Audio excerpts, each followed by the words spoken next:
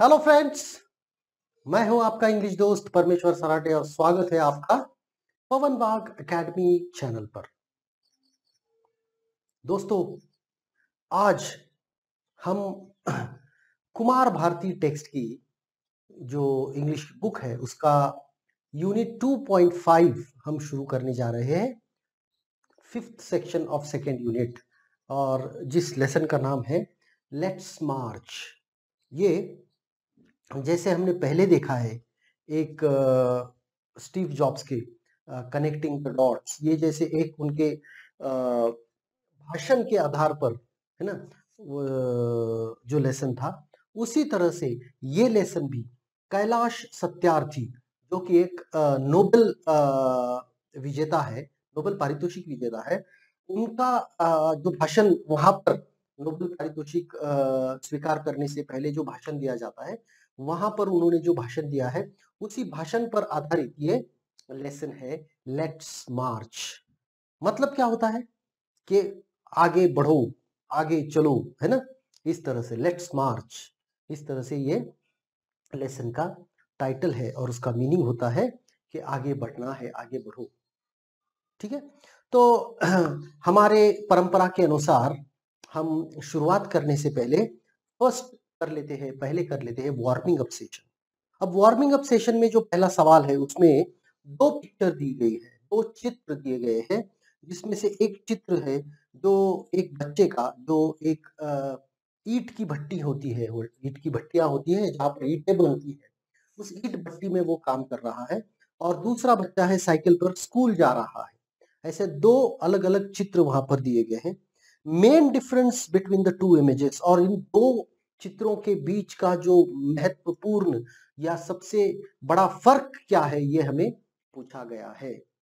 तो क्या फर्क है सबसे बड़ा? सबसे बड़ा फर्क तो ये है कि ये जो बच्चा है, एक बच्चा है बाल कामगार है, और दूसरा जो बच्चा है वो एक बहुत ही क्या कह सकते हैं, एक अच्छा जीवन जी रहा है, मतलब स्कूल जाने का, पढ़ने का उसे मौका मिल रहा है, मतलब उसका बचपन अभी तक छीना नहीं गया है, जो अपना बचपन पूरी तरह से जी रहा है। और दूसरी तरफ जो बच्चा बाल कामगार है, वो अपना जीवन पूरी तरह से खो करके आज परिवार की जिम्मेदारी, इतने कम उम्र में परिवार की जिम्मेदारी वो उठा रहा है। ये दो चित्रों के बीच का अंतर है, दो चित्रों में फर्क है। दूसरा सवाल है चेंज रिक्वायर्ड, क्या बदलाव हमें करना चाहिए या फिर क्या बदलाव होना चाहिए, ऐसा हमें लगता है या आपको लगता है? तो सबसे बड़ा बदलाव ये लगता है कि जो ईंट भट्टी पर काम कर रहा बच्चा है उसे भी स्कूल तक ले जाना चाहिए, उसे भी स्कूल जाने का मौका मिलना चाहिए, उसे भी स्कूल में पढ़ने का पूरा पूरा अधिकार है। ये बदलाव होना जरूरी है। Your contribution as a student to help and make difference to needy children. देखिए, अब आप आप मतलब जो बच्चे हैं अभी जो पढ़ रहे हैं, वो बहुत ये सवाल ऐसा है कि आप उसके जवाब में कह सकते हैं सर हम तो अभी बच्चे हैं, हम क्या कर सकते हैं, पर ऐसा नहीं होता है। देखिए, आप जितना जानते हो, आप जितना पढ़ चुके हो, 10 साल हो गए, मतलब ये अभी आप 10वीं में हो, तो 10 सालों तक, 12-15 सालों, 12, कम से कम 12 साल तक, मतलब ये 10 और पहले के 2-3 साल, 12-13 साल तक आप पढ़ चुके हो। तो आपको जितना पता है उसमें से शायद 10% भी इन लोगों को पता नहीं होता है। तो आप क्या कर सकते हो? आप एक काम कर सकते हो कि नंबर 1 क्या कर सकते हो आप, इसके बारे में हम एक इसकी लिस्ट बनाते हैं। सबसे पहली बात, तो आप किसी को पढ़ा सकते हो, है ना? किसी ऐसे बच्चों को, चलिए आप शाम में 1 घंटा मेरे पास आकर बैठिए, मैं आपको पढ़ना लिखना सिखा दूंगा, है ना? एक हो गया आपका रोल। दूसरा रोल आप क्या कर सकते हो कि भाई ऐसे कई बच्चे होते हैं जो किताबों की वजह से, जो किताबें नहीं ले पाते, इसकी वजह से स्कूल नहीं जाते, जाकर भी क्या करेंगे, किताबें तो हमारे पास है ही नहीं, है ना? तो उन बच्चों के लिए डोनेट बुक्स।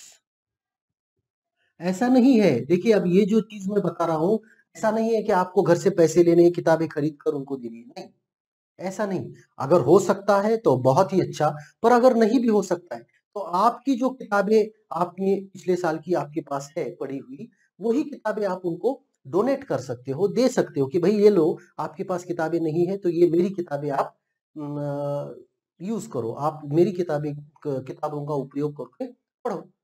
Donate books. हो सकता है कि ऐसे कई बच्चे हैं जिनकी फीस जिनके पालक नहीं भर सकते, तो क्या होता है, बहुत सारे लोग एक साथ आकर के क्या करते हैं, उन लोगों की फीस भरने की वो बीड़ा उठा लेते हैं। तो वो क्या करते हैं कि एक 8-10 लोग साथ में आते हैं, कहते हैं ठीक है, कितने 3 बच्चे हैं, 4 बच्चे हैं, उनकी फीस कितनी हो रही है, 50,000 हो रही, 10,000 हो रही, 20,000 जो कुछ है।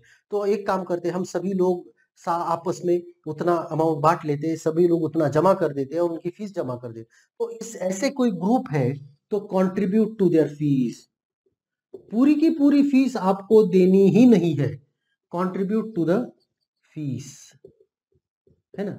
अगर हो सकता है तो उनके फीस का कंट्रीब्यूशन आप कर सकते हो, या फिर अगर आपको ऐसा लगता है तो यू कैन अडॉप्ट। अब अडॉप्ट का मतलब आपको गोद लेना नहीं है, तो आपको क्या करना है कि किसी एक बच्चा आपको लगता है कि भाई वो तो बहुत होशियार है, बच्चा है, लड़का है, लड़की है, कोई भी हो सकता है, आपको लगता है तो पढ़ाई में तो बहुत ब्राइट है, बहुत अच्छा है, अच्छी है, पर उसके घर की जो हालत है वो इतनी ऐसी नहीं है कि उसके माता पिता उसको पढ़ा सके। तो ऐसे बच्चे की फीस, ऐसे लड़का हो लड़की की फीस आप उसकी फीस भर सकते हो। अगर आप अगर आपके पास पैसे हैं और आप अगर कुछ करना चाहते हैं, है ना, जरूरी नहीं है कि उसकी फीस लाखों में ही हो सकता है 10-20 हजार भी एक साल की अगर आप कर सको तो बहुत बड़ी बात हो गई, और अगर आप 10-20 हजार दे सकते हो तो वो बहुत बड़ी बात है, ठीक है। तो और ऐसी बहुत सारी चीजें हैं, बहुत सारी चीजें आप कर सकते हो, है ना। अगर आपको रोज किसी को पढ़ाना नहीं आपको पॉसिबल होता है तो आप एक काम कर सकते हैं कि भाई हफ्ते में शनिवार के दिन एक काम करते हैं, शनिवार रविवार 2 दिन हम क्या करते हैं, 2-2 घंटे बैठते हैं साथ में, है ना। और एक बच्चे क्यों क्यों सारे अपने मोहल्ले के जो बच्चे हैं जो स्कूल नहीं जा पाते हैं या फिर स्कूल जाते हैं पर उनकी स्कूल में उन्हें जो पढ़ाया जाता है वो इतना समझता नहीं है, तो फिर उनको आप आपके पास बुला करके उनको पढ़ाने की चेष्टा कर सकते हो, उनकी कोशिश तो कर सकते हो।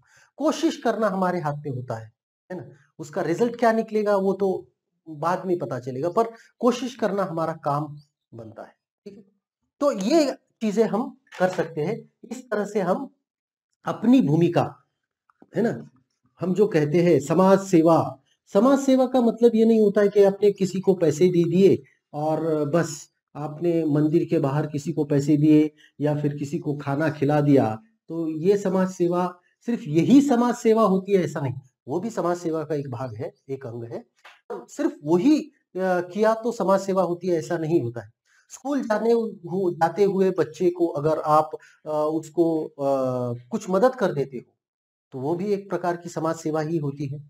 तो इस तरह से आप अपनी भूमिका भी उसमें बखूबी निभा सकते हो, उसमें अदा कर सकते हैं, ठीक है। दूसरा सवाल, put a tick that is correct और क्रॉस, है ना। अब इसमें क्या हमको पूछा जा रहा है कि एक अच्छा भाषण जो होता है, गुड स्पीच जो होता है, उसके लिए क्या क्या चीजें जरूरी होती है, ये हमको good speech requires, good speech requires, अगर आपको लगता है कि एक आधी चीज जरूरी है तो उसमें है 8 चीजें हमको दी गई है, तो उसको हम करेंगे 1 2 3 4 5 6 7 और 8। तो चलिए एक एक करके मैं पढ़ता हूँ, लिख तो नहीं लूंगा उनको क्योंकि लिखने में बहुत समय जाता है ना। तो क्योंकि आपके पास किताबें भी होंगी तो जरूरी नहीं है कि उसको लिखा ही जाए। Well planned and thoughts well organised, एक अच्छे भाषण के लिए एक अच्छी प्लानिंग जरूरी है, और उसके साथ साथ थॉट्स वेल ऑर्गेनाइज्ड, और जो विचार होते हैं आपके पहले से उसको अच्छी तरह से एक क्रम में लगा करके आपको रखने चाहिए, तो ये जरूरी है, बिल्कुल बहुत जरूरी है। Delivered softly and in low voice, है ना। भाषण जो आपको करना है वो बहुत ही कम आवाज में, बहुत सॉफ्टली और लो वॉइस में, मतलब उसका आवाज भी आपको, वॉल्यूम भी उसका कम होना चाहिए, ऐसा यहाँ पर कहा जा रहा है। तो ये बिल्कुल गलत है क्योंकि सभी को सुनाई देना चाहिए, तो इसीलिए अच्छे आवाज में, बड़ी आवाज में और क्लियरली आपको भाषण करना चाहिए। Speaker need not greet the dignitaries and audience. Speaker जो होता है उसको किसी को भी गुड मॉर्निंग, गुड इवनिंग इस तरह से उनको ग्रीट करने की जरूरत नहीं है। ऑडियंस को भी नहीं और ग्रीट डिग्निटरीज को भी नहीं, ये बिल्कुल नहीं, उसको विश करना ही चाहिए, है ना। Language used should be suitable to the audience, है ना। अभी देखना, हमें ये जरूर देखना चाहिए कि हम भाषण कहाँ पर कर रहे हैं। अगर आप भाषण कर रहे हो स्कूली बच्चों के सामने, जहाँ पर बच्चे 5वीं 6वीं 7वीं 8वीं में पढ़ रहे हैं, है ना, 8वीं से ऊपर कोई भी नहीं है, और वहां जाकर आप बड़ी बड़ी बातें करोगी जो जो बड़े बड़े लोग समझते हैं, तो उसका कोई फायदा नहीं होगा। तो उनको आपको पहले उनकी लेवल तक जाना होगा, है ना, बच्चों की लेवल में आना होगा, और उनके हिसाब से फिर आपको उनको बातें बतानी होंगी। ये बहुत जरूरी होता है। अगर उनके लेवल तक आप नहीं जाओगे तो बच्चे बोर हो जाएंगे, वो सुनेंगे भी नहीं, वो कहेंगे ये क्या कब खत्म होता है ना, इस तरह से। अगर आप उनको उनकी लेवल पर जाकर के बात करोगे तो निश्चित तौर पर वो आपका बहुत भाषण पूरी तरह से सुनेंगे और उन पर उसका परिणाम भी होगा। ठीक है। Speech should be of proper duration, है ना, एक तय सीमा, समय सीमा उसको होनी चाहिए, है ना। ऐसा नहीं है कि आप भाषण करने जा रहे हैं तो 1.5 घंटे का भाषण कर लिया और चलिए बात करते जा रहे, लोग सो रहे हैं और आपकी बात चलती ही जा रही है, खत्म होने का नाम ही नहीं ले रही है। तो इस तरह का भाषण कोई काम का नहीं होता है। आपको तय समय सीमा, देखिए बहुत से कार्यक्रम ऐसे होते हैं जहां पर आपको भाषण करने के लिए तो बुलाया जाता है, और आपसे कहा जाता है कि देखिए 5 मिनट से ज्यादा, 7 मिनट से ज्यादा, 10 मिनट से ज्यादा, आधे घंटे से ज्यादा आपको बात नहीं करनी चाहिए, या फिर आधे घंटे का समय आपको दिया गया है, आपको 10 मिनट का समय दिया गया है, इस तरह से आपको बताया जाता है। तो फिर अगर आप समय समय सीमा दी गई है तो जान लीजिए कि उससे भी कम समय सीमा में, मतलब 1 मिनट कम या 2 मिनट कम में भाषण आपका खत्म होना चाहिए। ये चीज आपको ध्यान में रखनी चाहिए। ठीक है। लोगों को ऐसा लगना चाहिए कि अरे ये भाषण तो खत्म हो गया, है ना, बजाय इसके कि लोग कहे ये कब खत्म होगा, है ना। दोनों का फर्क आपको जानना चाहिए। Speaker should be passive and have no facial expressions. जो स्पीकर होता है, जो भाषण दे रहा है, उसको क्या करना चाहिए, उसके फेशियल एक्सप्रेशन नहीं चाहिए, उसको आवेश में नहीं आना चाहिए, उसको सिर्फ एक जगह पर खड़े रहकर बात करनी चाहिए। ना उसमें कोई वॉइस मॉड्यूलेशन है ना, आरोह अवरोह जो होते हैं वो नहीं है, कुछ भी नहीं है, सिर्फ जाकर खड़ा रहना है और बात करनी है ना। इस तरह से भाषण नहीं होता है, कोई नहीं सुनेगा आपकी बात। Speech should be supported by good examples, episodes, visual aids where possible. जहां जहां पर भी पॉसिबल है तो स्पीच में आपको एग्जाम्पल्स देने चाहिए, विजुअल एड्स पॉसिबल है तो वो भी देनी चाहिए या नहीं देनी चाहिए, तो बिल्कुल देनी चाहिए, क्योंकि वो आपकी भाषण की इफेक्टिवनेस जो होती है उसको बढ़ाता है, आपके भाषण का जो प्रभाव होता है उसको बढ़ाने की कोशिश वो चीज करती है। और आठवां और आखिरी है, speaker should switch over from one language to another. और स्पीकर जो होता है, भाषण देने वाला जो होता है, उसको एक बात से दूसरी एक एक भाषा से दूसरी भाषा पर हमेशा भाषा बदलती रहनी चाहिए। मतलब एक भाषण में उसको बहुत सारी भाषाओं का इस्तेमाल करना चाहिए, ऐसा यहाँ पर कहा जा रहा है। क्या वो सही है? बिल्कुल सही नहीं है, क्योंकि भाषण की भाषा तय होती है आपके ऑडियंस से। अगर आपकी ऑडियंस, सामने बैठी ऑडियंस आपकी मराठी समझती है, तो उनको हिंदी में भाषण देकर कोई मतलब ही नहीं है, है ना? उनको इंग्लिश में बताकर कोई मतलब नहीं है, क्योंकि उनको समझेगा ही नहीं, तो फिर उसको क्या मतलब क्या है उस भाषण का? तो भाषण की जो भाषा है, एक बार तय जो हो जाए, तो उसको बार-बार बदलते नहीं रहना है, ठीक है?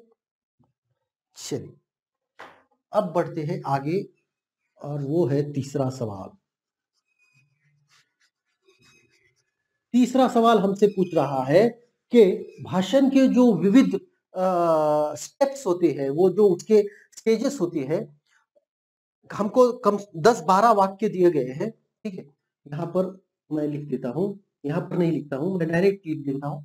10-12 वाक्य हमको दिए गए हैं, और हमसे पूछा जा रहा है क्या वो वाक्य ग्रीटिंग में आता है, इंट्रोडक्शन में आता है, बॉडी ऑफ स्पीच में आता है, कंक्लूजन में आता है या थैंकिंग द ऑडियंस में आता है। तो इसमें मैं कहता हूँ सिर्फ इसका ग्रीटिंग्स के लिए जी लिखता हूँ, ग्रीटिंग द ऑडियंस। उसके बाद में इंट्रोडक्शन को इंट्रो करता हूँ, उसके बाद में आएगा बॉडी ऑफ स्पीच, बॉडी है ना, उसके बाद में आएगा कंक्लूजन और आखिर में थैंकिंग द ऑडियंस। ठीक है, तो इन 5 भागों में 1 2 3 4 5 भागों में हमको वो वाक्य दिखाने हैं कि वो किस चीज में आते हैं। क्या वो ग्रीटिंग में आते हैं, क्या वो इंट्रोडक्शन में आता है, बॉडी में आता है, कंक्लूजन में आता है, थैंकिंग में आता है। Imagine after 10 years what will happen. ये वाक्य कहां पर आएगा, ये आएगा बॉडी में, है ना, क्योंकि हम डायरेक्टली शुरुआत तो नहीं कर सकते, है ना, इंट्रोडक्शन भी नहीं है, वो ग्रीटिंग भी नहीं है, कंक्लूजन भी नहीं है, थैंकिंग भी नहीं है। Let me begin today by sharing my own experience. अब ये आएगा इंट्रोडक्शन में, है ना, क्योंकि शुरुआत कर रहा हूं, मैं अपने भाषण की शुरुआत करना चाहूंगा, ऐसा जब कोई कहता है तो उसका मतलब वो इंट्रोडक्शन होता है।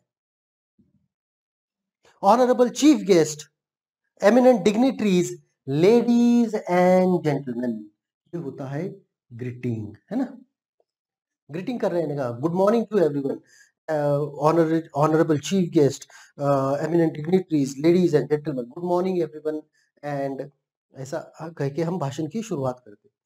Fourth, I don't understand why we accept this issue so passively, ये होगा body. I am Adarsh Birajdar, designation standing before you, 5वां, तो ये हो गया इंट्रोडक्शन। फिर से, है ना, इंट्रोडक्शन में क्या होगा, इंट्रोडक्शन में पहले तो आप टॉपिक दे दोगे, अपना खुद का इंट्रोडक्शन दोगे, आप क्या बात करने वाले हो इसका इंट्रोडक्शन दे सकते हो, या फिर जो बात आप कहने जा रहे हो वो किस संदर्भ में है तो उसका इंट्रोडक्शन आप दे सकते हो, है ना। A renowned personality name says, है ना, तो ये आएगा बॉडी में। ठीक है, 7वां, good morning to one and all present here, present today, good morning to one and all present today, चलिए ये आएगा ग्रीटिंग में।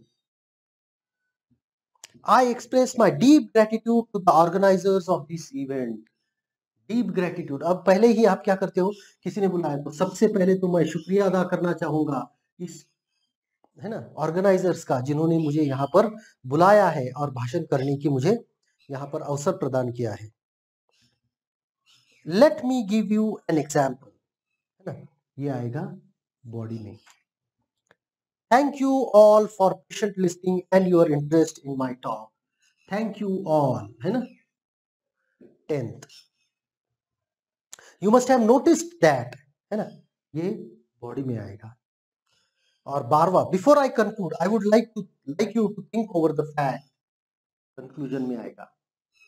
ठीक है, तो देखिए इस तरह से अगर आप इसको थोड़ी बारीकी से देखोगे तो आप किसी भी भाषण को इन 5 क्या कहते हैं, किसी भी भाषण को इन 5 स्टेप्स में आप डिवाइड कर सकते हो। किसी किसी भी भाषण को आप इन 5 स्टेप्स में से 5 स्टेप में आप उसको बांट सकते हो।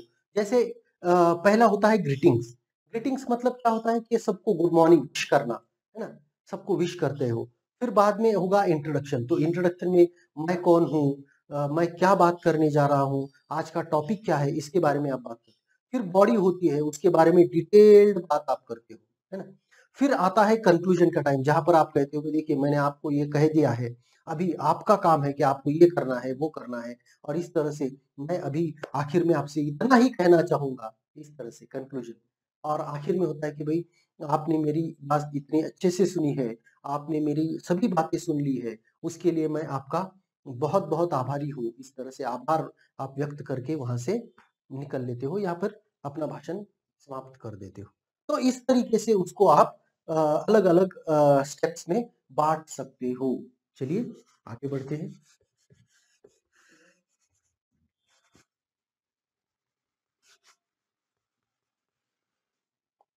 Next, question number 4. With the help of your teacher and class, make a list of as many Indian Nobel laureates as you can. You can use internet और स्कूल लाइब्रेरी। अभी इंटरनेट स्कूल लाइब्रेरी का कोई मतलब यहाँ पर नहीं है।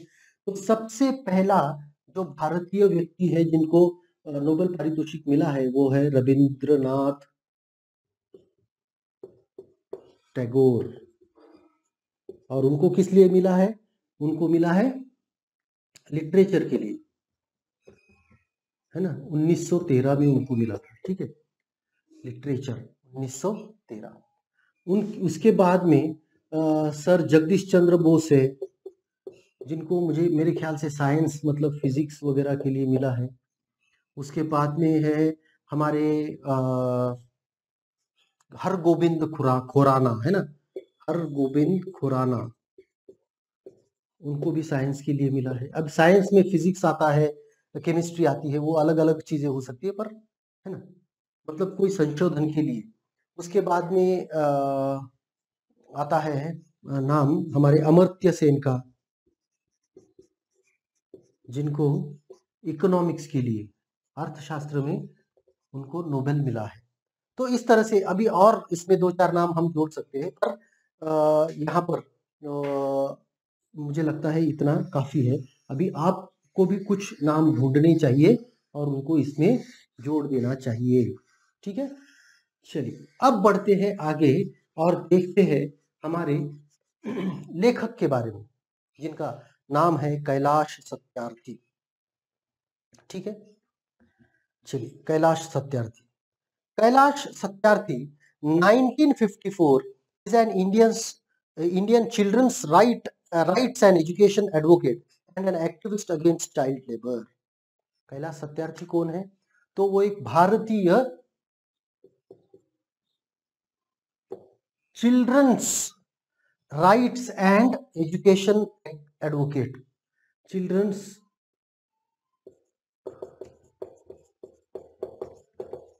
Rights and education advocate, है ना। वो बच्चों के हक, बच्चों के हक और उनकी शिक्षा के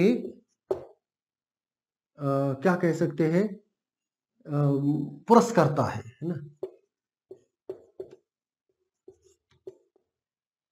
वो बच्चों के हक, अब बच्चों के हक क्या होते हैं?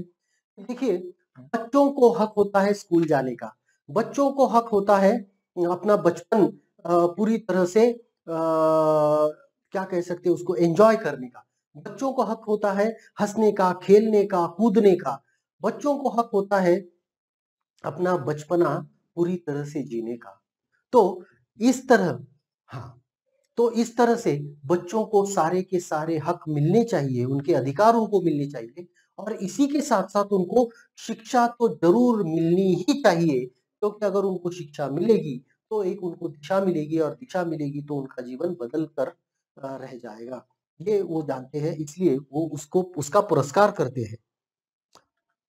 And against and activist against child labour, और वो बाल मजदूरी के, बाल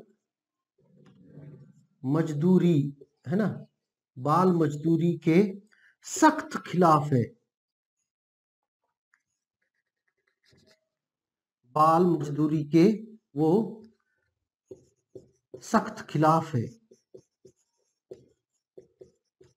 ना। वो बच्चों के हक के पुरस्कर्ता है, बच्चों की शिक्षा के पुरस्कर्ता है, पर बाल मजदूरी के बहुत ही खिलाफ है, और इसीलिए उन्होंने बहुत काम किया है इस क्षेत्र में।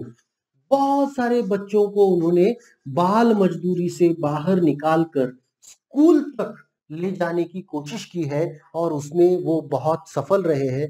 बहुत सारे बच्चों को उन्होंने बाल मजदूरी से उठा करके शिक्षा की ओर वो लेकर गए हैं, स्कूल की ओर वो लेकर गए हैं, उनके अधिकार उनको उन्होंने प्रदान करने की कोशिश की है। He founded द बचपन बचाओ आंदोलन, और उनके द्वारा जो काम किया गया है उसमें सबसे बड़ा काम है बचपन बचाओ आंदोलन।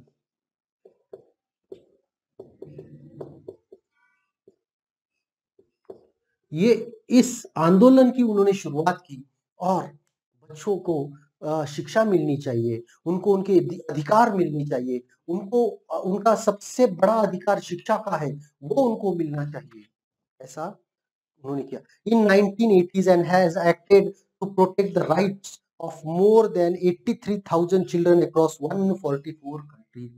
1980 में इस आंदोलन की शुरुआत उन्होंने की और अभी तक कम से कम 80,000 बच्चों को 144 अलग-अलग देशों में 144 अलग-अलग देशों के कम से कम 80,000 बच्चों को उन्होंने उनके हक प्रदान करने के लिए मेहनत की है और उन्होंने वो किया है। He is honored with many awards including Nobel Peace Prize of 2014 और इस कार्य के लिए इन्होंने जो कुछ कार्य किया है उस कार्य के लिए उनको बहुत सारे पुरस्कार मिले हैं, पर सबसे बड़ा पुरस्कार अगर उनको कोई मिला है तो वो है नोबेल पीस प्राइज और उनको वो मिला है 2014 में, है ना। 2014 में उनको नोबेल पारितोषिक से नवाजा गया है। He had addressed his speech on the eve of Nobel Prize distribution ceremony। और ये जो लेसन है, ये जो प्रस्तुत पाठ है, ये उनके भाषण का ही अंश है जो उन्होंने उस पुरस्कार प्रदान समारोह के पहली रात्रि को उन्होंने दिया था। उसके पहले पुरस्कार प्रदान जब होना था उसके पहले की रात जब उनको भाषण के लिए बुलाया गया था तो उसी रात्रि में उन्होंने जो भाषण दिया है उसी का अंश इस लेसन में है और ये लेसन 3 भागों में 3 अलग-अलग भागों में बटा है जिसको हमें एक-एक करके सारे के सारे देखने हैं।